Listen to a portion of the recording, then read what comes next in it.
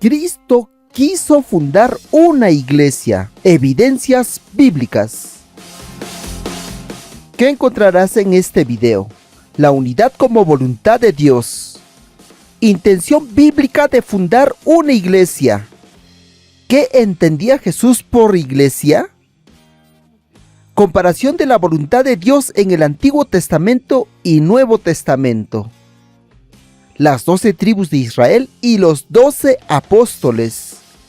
Moisés como cabeza y Pedro como cabeza. La iglesia invisible de Lutero. Veamos cómo Cristo quiso la unidad de su rebaño.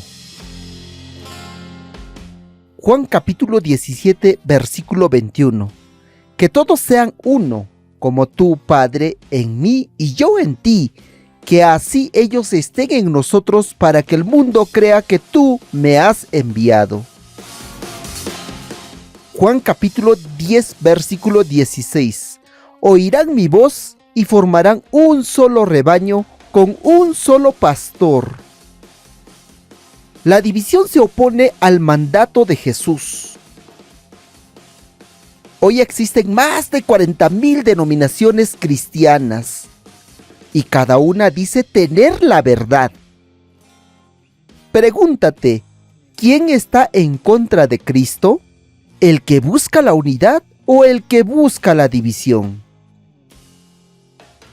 Mateo capítulo 16, verso 18.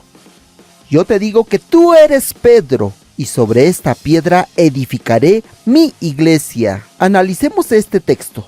Edificaré.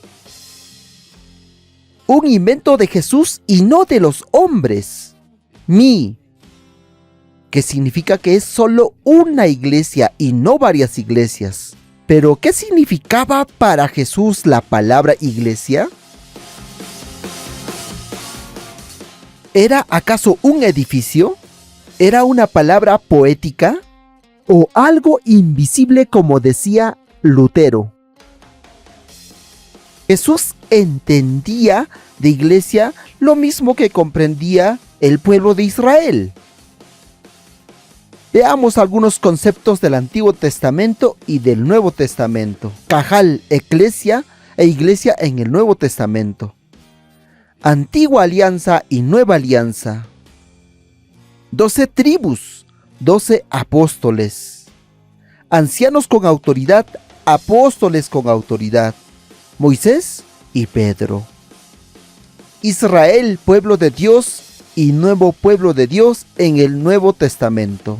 Analicemos estas palabras. Cajal, que significaba asamblea en el Antiguo Testamento, y eclesia, que significa iglesia en el Nuevo Testamento. Iglesia viene del griego eclesia, que significaba asamblea o comunidad que se reúne por convocatoria. En el lenguaje civil significaba la asamblea del pueblo que era llamada a reunirse. En el lenguaje religioso era la asamblea convocada por Dios. Continuemos con el análisis. Cajal, que es una palabra en hebreo. Grupo de personas convocadas por Yahvé. ¿Cómo se formó ese cajal? ¿Ese grupo de personas? En Génesis capítulo 12, versículo 12, Yahvé llamó a Abraham. Por lo que podemos concluir que era un grupo de personas reales. Isaac, Jacob, Rubén, Simeón, Leví, Judá y otros que vivían en ciudades reales como Ur de los Caldeos. ¿Eso qué tiene que ver con nosotros los cristianos? Recuerda lo siguiente. Cristo es la consumación y vino a unirnos no solo a las 12 tribus de Israel. Comparemos la antigua alianza y la nueva alianza. Pero antes preguntémonos, ¿Cristo fundó un nuevo pueblo de Dios? Veamos el Antiguo Testamento en Éxodo capítulo 24, verso 8. A continuación tomó Moisés la sangre y roció con ella al pueblo, diciendo: Esta es la sangre de la alianza que ha hecho el Señor con vosotros de acuerdo con todas estas palabras. Ahora veamos el Nuevo Testamento. Lucas capítulo 22, verso 20. Y del mismo modo, tomó el cáliz después de haber cenado, diciendo: este es el cáliz de la nueva alianza en mi sangre, que es derramada por vosotros. Está claro que Cristo estableció una nueva alianza con un nuevo pueblo. Si el antiguo pueblo de Dios era visible, entonces era necesario que el nuevo pueblo de Dios tenía que ser visible, real, encarnado, que sufre como el pueblo de Israel. Analicemos lo que decía Lutero. La iglesia es invisible porque la fe no se puede ver. Error. El problema fue confundir la fe con la iglesia. Veamos de otro punto. Las 12 tribus de Israel y los 12 apóstoles en el Nuevo Testamento. ¿Qué significaba el número 12 para el pueblo de Israel? Significaba 12 tribus, es decir, el pueblo de Dios.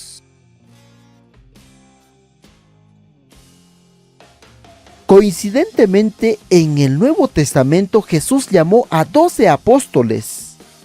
Marcos capítulo 3, versículos 13 al 19. En el Antiguo Testamento Moisés a la cabeza y en el Nuevo Testamento Pedro a la cabeza. En Éxodo capítulo 18, versículo 19 al 20, el suegro de Moisés le dice: así pues, escúchame, voy a darte un consejo y que Dios esté contigo. Sé tú el valedor del pueblo de Dios y presenta ante Dios sus asuntos. Enseña al pueblo los decretos y las leyes y dales a conocer el camino que deben seguir y las obras que deben realizar. Algo similar pasa en el Nuevo Testamento. Juan capítulo 21, versículos 15 al 17. Cuando acabaron de comer, le dijo Jesús a Simón Pedro: Simón, hijo de Juan, ¿me amas más que estos? Le respondió: sí, Señor, tú sabes que te quiero. Le dijo: apacienta mis corderos. Volvió a preguntarle por segunda vez: Simón, hijo de Juan, ¿me amas? Le respondió: sí, Señor, tú sabes que te quiero.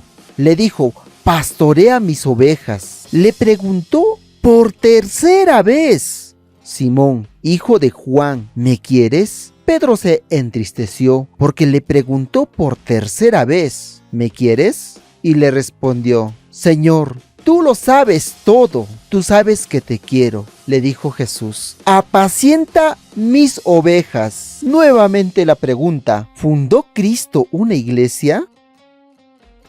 Podemos concluir: sí quiso dejar una iglesia, con un pueblo organizado, con una alianza concreta como en el Antiguo Testamento. Si Cristo no quiso fundar una iglesia, entonces todas son falsas.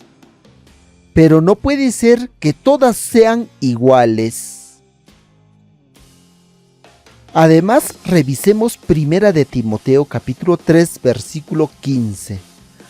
Por si me atraso, así sabrás comportarte en la casa de Dios, es decir, en la iglesia del Dios viviente, columna y fundamento de la verdad. Aquí no dice que la Biblia es el fundamento de la verdad.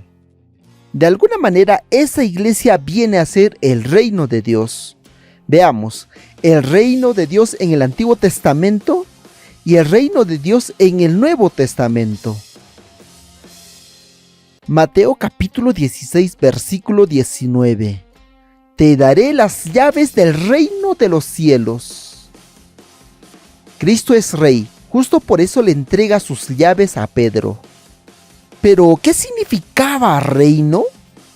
El libro de Daniel es el que mejor explica sobre el reino que está por llegar. El rey Nabucodonosor tuvo un sueño que le perturbaba mucho.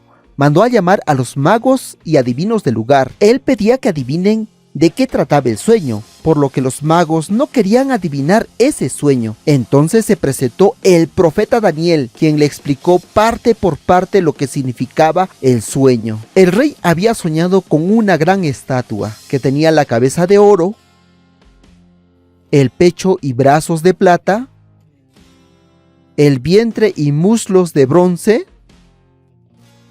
las piernas de hierro y los pies de hierro y barro. También había visto en el sueño una roca que cayó encima de la estatua e inundó toda la tierra.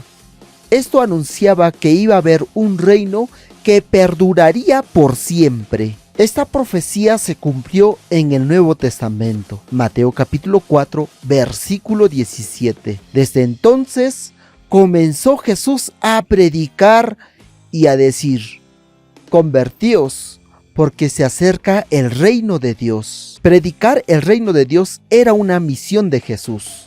Mateo capítulo 4, versículo 23. Recorría toda Galilea enseñando en las sinagogas, predicando el evangelio del reino y curando en el pueblo toda enfermedad y toda dolencia. Jesús inauguró su reino aquí en la tierra. ¿Lo aceptas o lo rechazas?